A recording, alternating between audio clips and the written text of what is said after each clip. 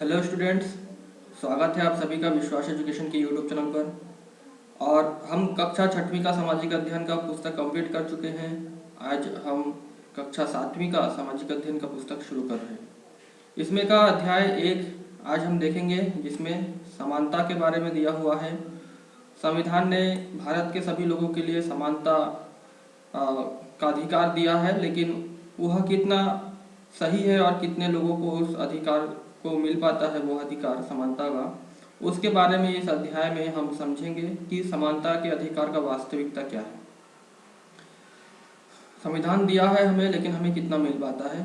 कई सारे वर्गों को किस तरह से जो है असमानता का सामना करना पड़ता है। इस अध्याय एक में उसको बहुत ही अच्छे से कई लोगों की कहानियों के माध्यम से समझाया गया है। तो समय ना गवाते हुए हम इस अध्याय को शुरू करते हैं और विस्तार से समझते हैं कि क्या है समानता और किस तरह से असमानता फैली हुई है समाज में।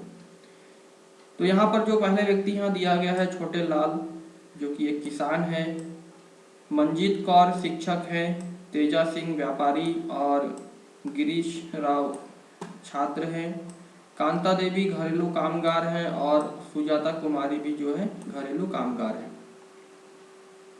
यहाँ पे कॉमिक्स के फॉर्म में जो है कहानी शुरू होती है। उससे पहले यहाँ पर जो समानता के बारे में यहाँ पर जो दिया है, भारत एक लोकतंत्रीय देश है। कक्षा छठवीं की पुस्तक में हमने लोकतंत्रीय सरकार के मुख्य तत्वों के बारे में पढ़ा था, जैसे लोगों की भागीदारी, संघर्षों का शांतिपूर्ण समाधान, समानता और न्याय।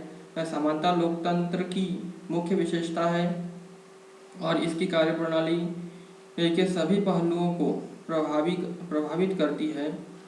इस अध्याय में आप समानता के बारे में और अधिक जानेंगे। यह क्या है, लोकतंत्र के लिए यह आवश्यक क्यों है और भारत में सब समान है या नहीं। हम कांता की कहानी से चर्चा आरंभ करते हैं। यहाँ पर देखिए, चुनाव के दिन कांता और उसकी दोस्त सुजाता वोट डालने की बारी का इंतजार कर रही हैं। यहाँ पर कांता कहती हैं कि कितनी अच्छी बात है ना सुजाता, कि हम सब अपने देश के समान नागरिक के रूप में वोट डाल सकते हैं।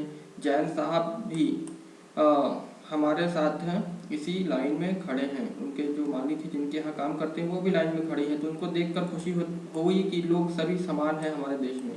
सुजाता कह रही है, हाँ बिल्कुल, और चल कांता, अब तेरी बारी आ गई। तो कांता की बारी आ गई। सुजाता ने कहा कि जाओ वोट देने के लिए।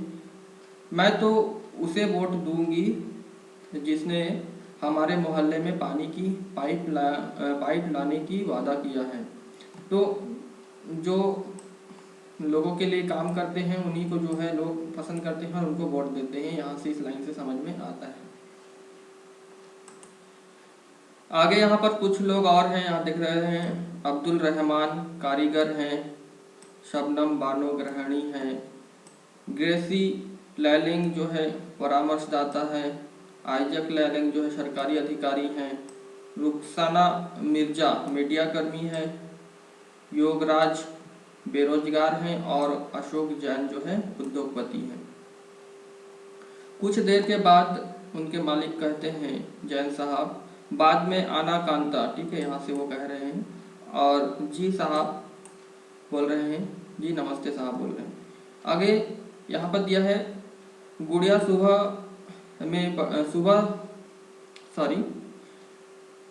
गुड़िया बुखार में पड़ी है और उसे अस्पताल लेकर जाना है, पर हमने पहले साहब के घर का काम कर आऊं और उनसे कुछ पैसे उधार ले आऊं। तो वो कह रही हैं कि उनकी बेटी जो है गुड़िया बुखार है उनको, लेकिन वो इलाज कराने जाएंगी, लेकिन उससे पहले काम पर जाना पड़ेगा और फिर उनसे कुछ पैसे उधार के लाएंगी, फिर जा पाएंगी। घर पर आने के बाद ले आओ पी ले, कुछ अच्छा लगेगा तुझे, और मैं जब शाम को लौटूंगी तो अपन जो है अस्पताल चलेंगे, ठीक है। तो उसकी बेटी को ये कह रही है। जाते जाते गुड़िया की मम्मी जो है उनको देख रहा है कि गुड़िया बार बार बीमार नहीं पड़ेगी तो और क्या होगा। इस बस्ती में तो कभी साफ सफाई होती ही नहीं है। तो यहाँ पर जो गंदगी फैली हुई है इसके वजह से बच्चे बीमार पड़ते हैं, ये इनके मन में आ रहा है देख करके। और कारण भी यही है, उनकी मालिक कह रही है, काम कर रही है, तो कोनों को अच्छे से साफ करना। और कांता ये ले तेरे पैसे, पर पहले से पैसे मांगने की आदत मत बना, समझी। तो ज़्यादा पैसे देना नहीं चाहते हैं लोग जो काम करवाते हैं, तो उन्होंने कहा जी मैडम नहीं मांगूंगी और आदत नहीं बनाऊंगी बोली। आगे आगे जो है उस शाम को जो है बस जरा सी देर और करो बेटी, बोल रहे हैं उसकी मम्मी। जैन मैडम और जैन साहब वोट डालने के लिए लाइन में भले ही खड़े रहते हैं, पर अपने बच्चों के इलाज के लिए उन्हें लाइन में नहीं लगना पड़ता है। तो यहाँ पर जब वो सरकारी हॉस्पिटल में लाइन लगी अपने बच्चे के इलाज में, तब उनको समझ में आया कि नहीं, हर जगह समानता नहीं है। हॉस्पिटल्स में जो है गरीब लोगों को बहुत ज़्यादा परेशानी होता है, उनको जो है खड़े रह के लाइन में उनका इंतजार करना पड़ता है बारी का।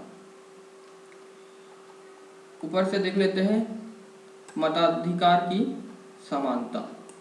कहानी का प्रारंभ कांता के वोट देने की लाइन में खड़े होने से होता है।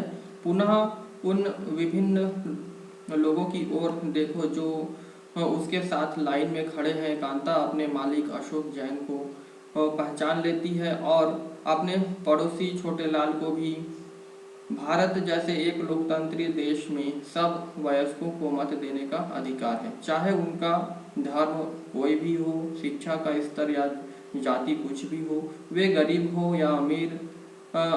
इसे जैसा कि आप पिछले वर्ष की पुस्तक में पढ़ चुके हैं कि सार्वभौमिक वयस्क मताधिकार कहा जाता है, और यह सभी लोकतंत्रों का आवश्यक पहलू है।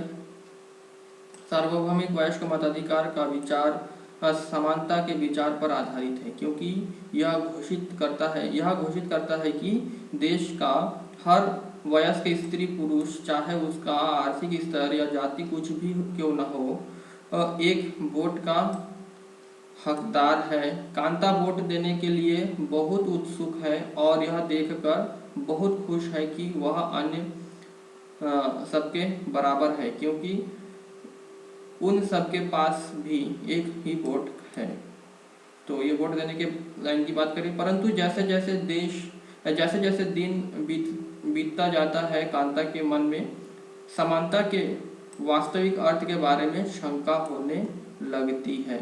जैसे कि यहाँ पर हॉस्पिटल में उनको दिक्कत हुआ, तो उससे उनको समानता का जो अधिकार है उसमें वास्तविकता पर उनको शक हो रहा है।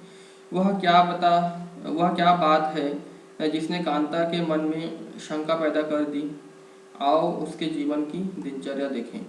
वह एक झोपड़पट्टी में रहती है और उसके घर के पीछे एक नाला है। उसकी बेटी बीमार है, परंतु वह अपने काम के एक दिन की भी छुट्टी नहीं ले सकती, क्योंकि उसे अपने मालिक से बच्ची को डॉक्टर के पास ले जाने के लिए पैसे उधार लेने हैं। घरेलू काम की नौकरी उसे थका देती है और अंततः उसके दिन की समाप्ति फिर लंबी लाइन में खड़े होकर होती है। सरकारी अस्पताल के सामने लगी यह लाइन उस लाइन से भिन्न है जिसमें वह सुबह लगी थी, क्योंकि इस लाइन में खड़े अधिकांश लोग गरीब हैं।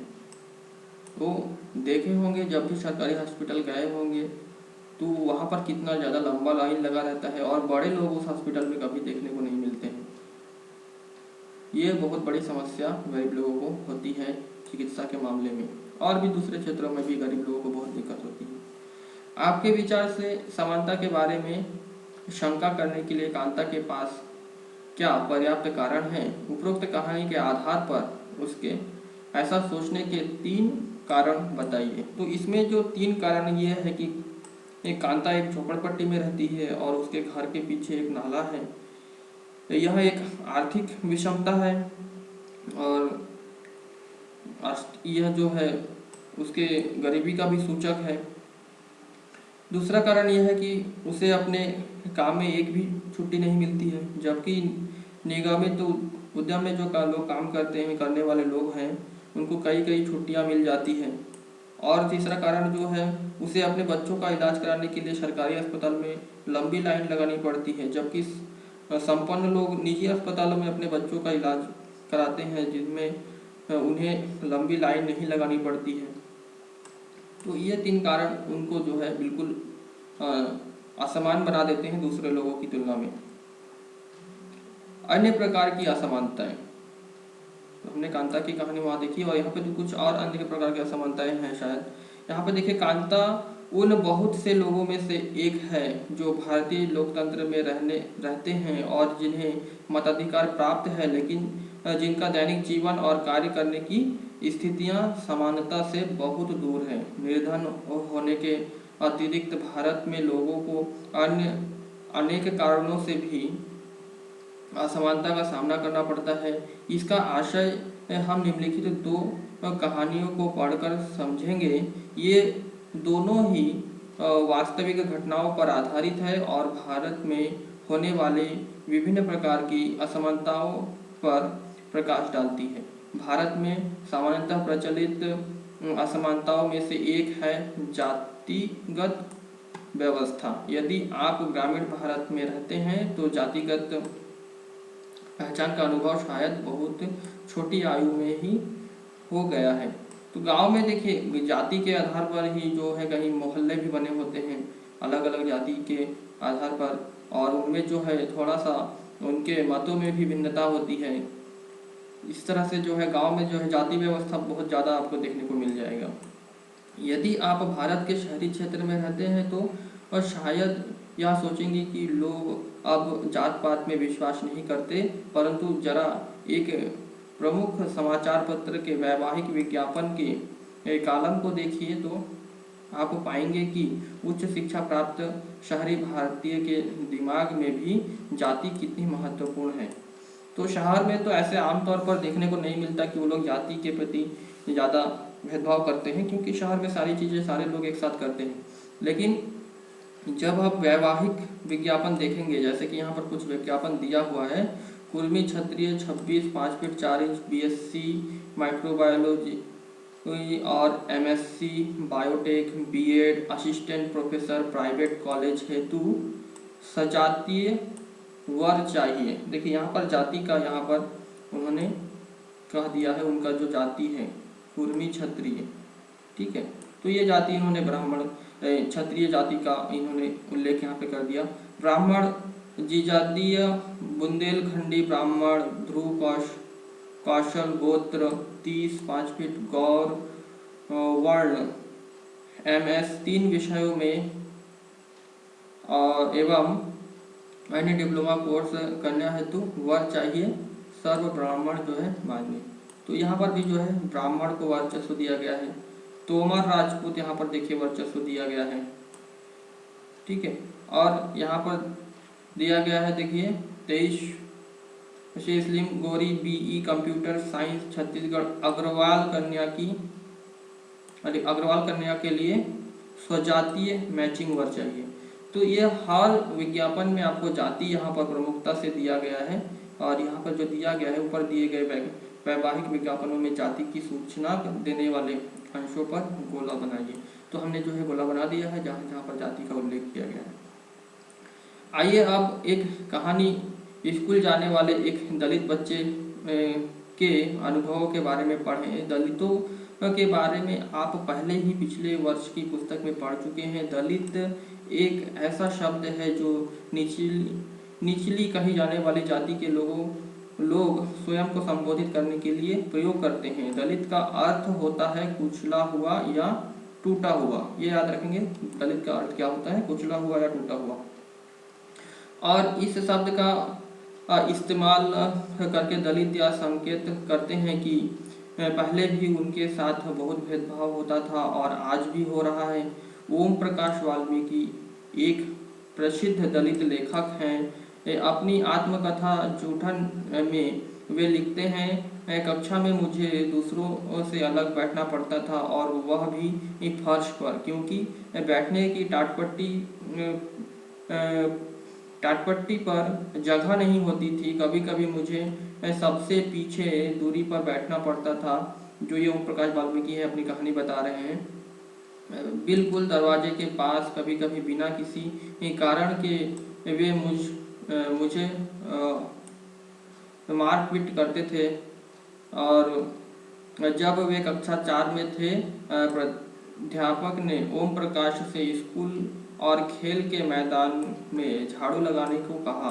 वे लिखते हैं, मुझ जैसे छोटे एवं कमजोर शरीर वाले की तुलना में मैदान बहुत बड़ा था और इसकी सफाई करने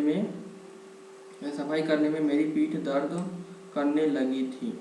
तो ये जो कहानी है, इन्होंने अपने जीवन की बारे में बताया ओम प्रकाश वाल्मीकि जी ने अपना जो पुस्तक है जूठन में। तो इसमें देखिए इनके साथ किस तरह से जाति के आधार पर भेदभाव किया गया। तो यह पुस्तक जो है ओम प्रकाश वाल्मीकि की किताब जूठन का मुख्य पृष्ठ है, जिसमें उन्होंने एक दलित बालक के रूप में बड़े होने के अनुभव को प्रस्तुत किया है। आपके विचार से ओम प्रकाश वाल्मीकि के साथ उसके शिक्षक और सहपाठियों ने असमानता का व्यवहार क्यों किया था? अपने आप को ओम प्रकाश वाल्मीकि की जगह रखते हुए 4 पंक्तियां लिखिए कि उक्त स्थिति में आप कैसा अनुभव करते। तो ये जो है हमारे समाज में सामाजिक असमानता और आर्थिक असमानता कायम है। सामाजिक असमानता के तहत जो है जातीय आधार पर भेदभाव किए जाते हैं। इसी आधार पर जो है ओम प्रकाश वाल्मीकि के साथ उसके शिक्षक और सहपाठी ने असमानता का व्यवहार किया, और उसमें जो हम उनके स्थान पर होते तो हमें भी बहुत कुछ अनुभव होता, जैसे कि सामाजिक व्यवस्था के खिलाफ असंतोष पैदा होता मन में, जातीय आधार पर भेदभाव को भी गलत मानते और अपने आप को सम्मानित महसूस नहीं करते। हमारे मन में कुंठा और ग्लानि उत्पन्न हो जाती। तो ये स्वाभाविक चीज़ें हैं, जब भी असमानता का व्यवहार होगा तो बच्चों में भी होगा, बड़ों में भी ये सब चीज़ें उत्पन्न हो जाती है। कहानी को आगे पढ़ लेते हैं। मेरा चेहरा धूल से भर गया, धूल मेरे मुख के अंदर चली गई थी। मेरी कक्षा के दूसरे बच्चे पढ़ रहे थे और मैं झाड़ू लगा रहा था। प्राध्यापक अपने कमरे में बैठे मुझे देख रहे थे। मुझे एक बार पानी पीने की भी अनुमति नहीं दी गई। दिन भर झाड़ू लगाता रहा। स्कूल के कमरों के दरवाजों और खिड़कियों से शिक्षक और लड़के यह तमाशा देखते रहे। ओम प्रकाश से अगले 2 दिनों तक स्कूल और खेल के मैदान में झाड़ू लगवाई जाती रही, और यह क्रम तभी रुका जब उधर से गुजरते हुए उसके पिता ने अपने बेटे को झाड़ू लगाते देखा। उन्होंने शिक्षकों का साहसपूर्वक सामना किया और ओम प्रकाश का हाथ पकड़ कर स्कूल से बाहर जाते हुए उससे ऊंचे स्वर में सबको सुनाते हुए कहा, तुम एक शिक्षक हो इसलिए अभी मैं जा रहा हूँ, लेकिन मास्टर इतना याद रखना, यह यहीं पढ़ेगा इसी स्कूल में, और अकेला यही नहीं, इसके बाद और भी बहुत से यहाँ पढ़ने आएंगे। तो उनके पिता जो है बहुत ही क्रोधित हुए उनके बच्चे को झाड़ू लगाते देखकर, और उन्होंने जो है हाथ पकड़ के स्कूल से ले गया और शिक्षकों को चेतावनी दी इस चीज़ के लिए।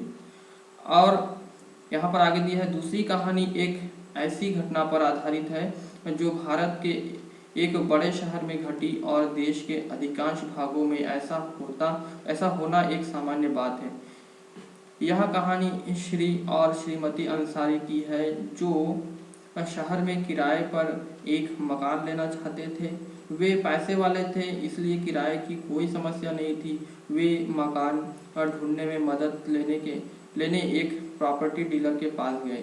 डीलर ने उन्हें बताया कि वह कई खाली मकानों के बारे में जानता है जो किराए पर मिल सकते हैं। वे पहला मकान देखने गए। अंसारी दंपत्ति को मकान बहुत अच्छा लगा और उन्होंने मकान लेने का निर्णय कर लिया।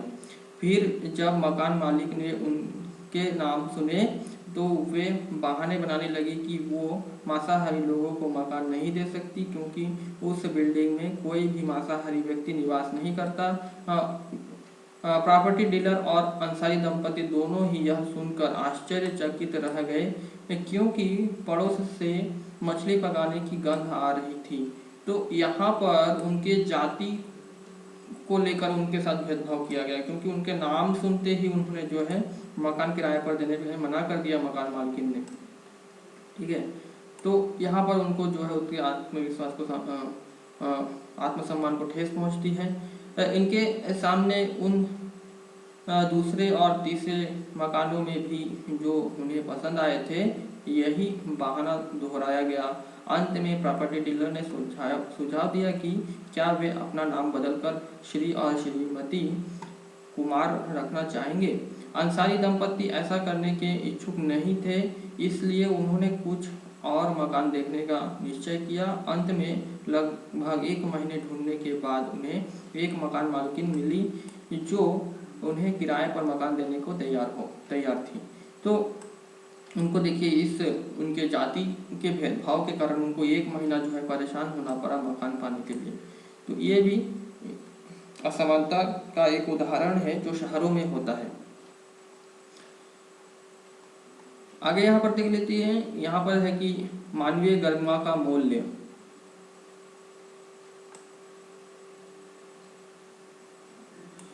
इसके सामने कुछ प्रश्न दिया हुआ है। यदि आप अंसारी परिवार के एक सदस्य होते तो प्रॉपर्टी डीलर के नाम बदलने के सुझाव का क्या उत्तर प्रस्तुत करते। तो यहाँ पर अंसारी दंपत्ति के स्थान पर अगर आप होते और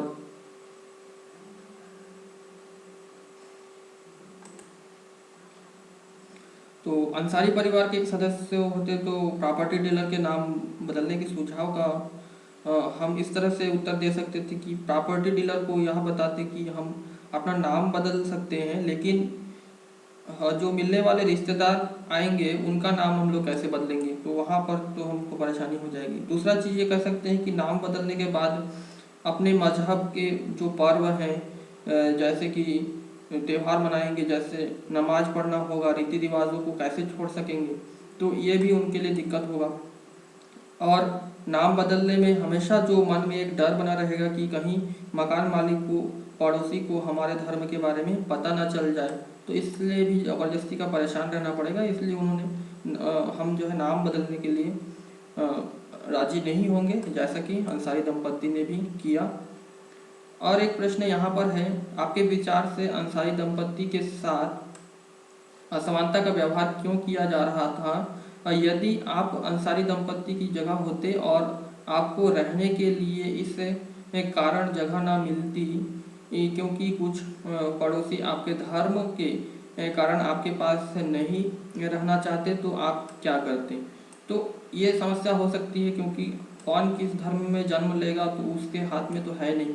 तो ऐसी समस्याएं सभी को फेस करनी पड़ सकती है। तो इस स्थिति में हमारे मन में क्या इसके लिए होना चाहिए, इसको यहाँ पर प्रश्न के माध्यम से पूछा है।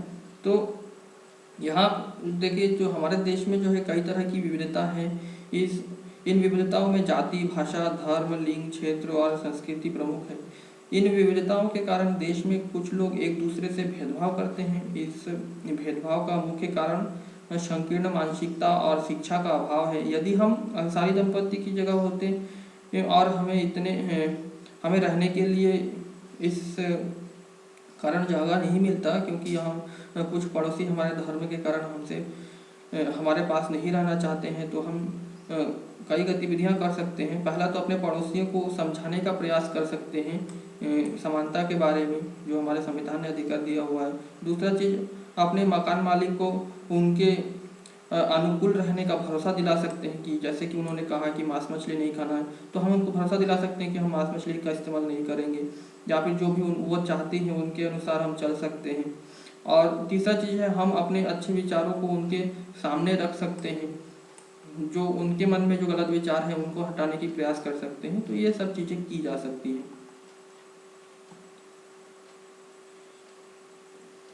यहाँ पर दिया हुआ है कि क्या आपको अपने जीवन की कोई ऐसी घटना याद है जब आपकी गरिमा को चोट पहुंची हो, आपको उस समय कैसा महसूस हुआ था। तो भारत में तो कई आधारों पर लोगों की गरिमा को चोट पहुंचती है। इसमें बच्चे भी होते हैं जो गरीब होते हैं उन लोगों ने भी महसूस किया होगा। बड़े लोगों को ज़्यादा सम्मान मिलता है, ज़्यादा सुंदर कपड़े पहनने वाले, सुंदर दिखने वाले को भी ज़्यादा सम्मान मिलता है, और छोटे गरीब जो लोग रहते हैं, अच्छे नहीं दिखते हैं, साफ सफाई में नहीं रह पाते हैं, तो उनको जो है इस तरह से जो है उनकी गरिमा को कई बार जो है ठेस पहुँचाया जाता है। अशिक्षित लोगों के द्वारा ही ऐसा काम किया जाता है, जिनसे उनके मानसिक विकास पर बहुत ज़्यादा चोट पहुंचती है। और बहुत सारे राज्यों के नाम लेकर भी लोगों को मजाक उड़ाया जाता है, जैसे कि दिल्ली मुंबई जैसे जगहों पर बिहारी लोगों को बहुत ज़्यादा अपमानित किया जाता है, और उनको उनके नाम से तो बोला ही जाता है, लेकिन साथ ही जब किसी को अपमानित करना होता है तभी उसको भी बोलते हैं कि अब बिहारी जैसा हो गया है, बिहारी व्यवहार कर रहा है। तो ये भी जो है बहुत ज़्यादा असंतोष का कारण है। तो इस तरह से जो है हमारे जो वास्तविक समानता है ये कहीं ना कहीं हमें नहीं मिल पाता है समाज में। तो यह हमें समझा अध्याय में कि समानता के अधिकार के बावजूद भी किस तरह से असमानता फैली हुई है। और इसके आगे में जब हम ये चैप्टर कंप्लीट करेंगे, क्योंकि वीडियो काफ़ी लंबा हो जा रहा है, मानवीय गरिमा का मूल्य, और इसके आगे पढ़ेंगे और जो भी प्रश्न है उसको हल करेंगे। तो मिलते हैं जल्दी ही नेक्स्ट वीडियो में।